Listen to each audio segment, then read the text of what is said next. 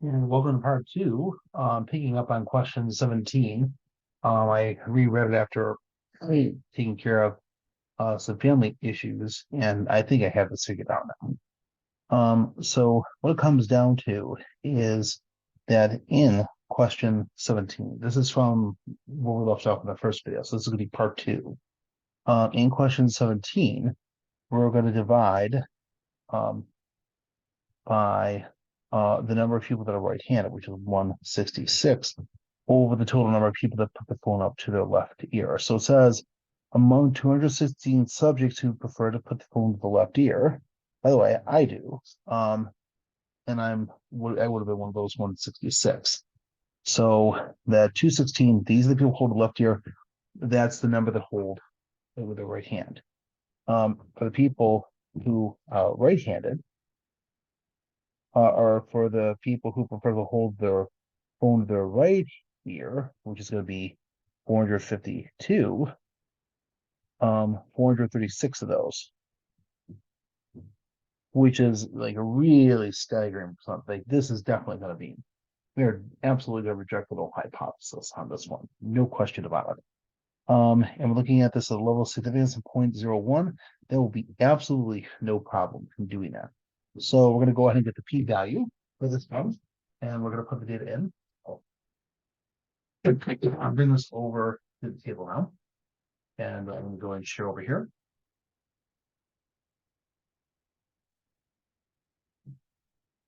And let's go, we're going to stat, proportion stats, two samples with summary, as I've shown a couple of times before.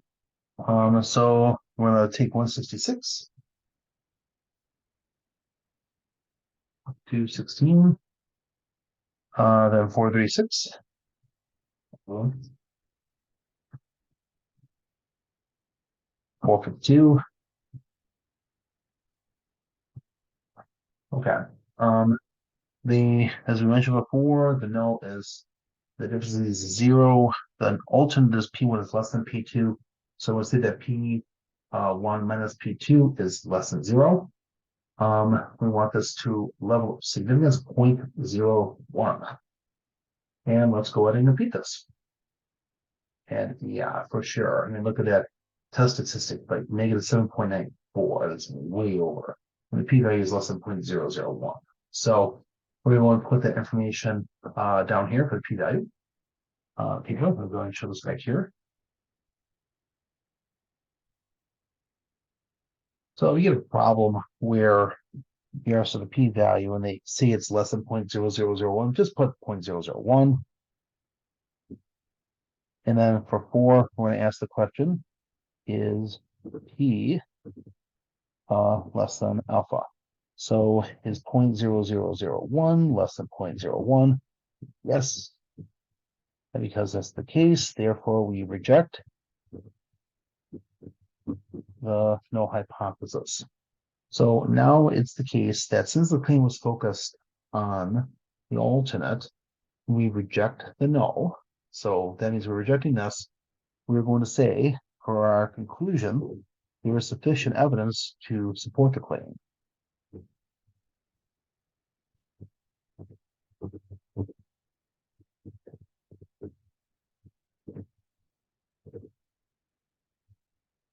To support the claim,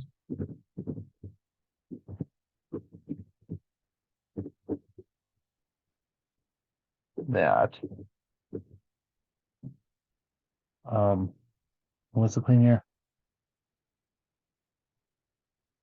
That those who prefer to use their left ear, that the rate of right-handedness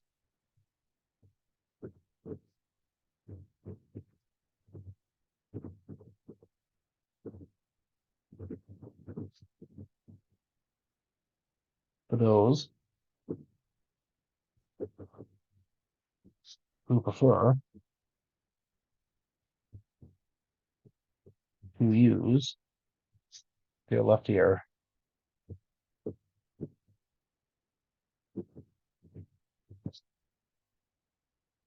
is less than the rate of right-handedness. Is less than the rate of right-handedness.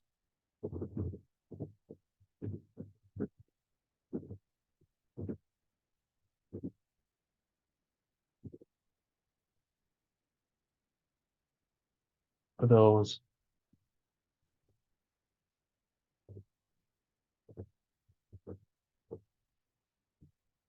who perform.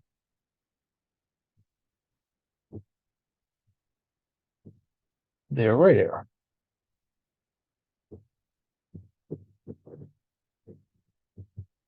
Now, in truth, I have a legitimate reason for that. When I was in the military, I suffered some hearing loss due to an explosion that took place nearby. Someone blew himself up, unfortunately. And when I was in basic, and I must have been 60, 70 yards, um, not close enough to feel any debris. And there was no shrapnel, it was C4 mainly.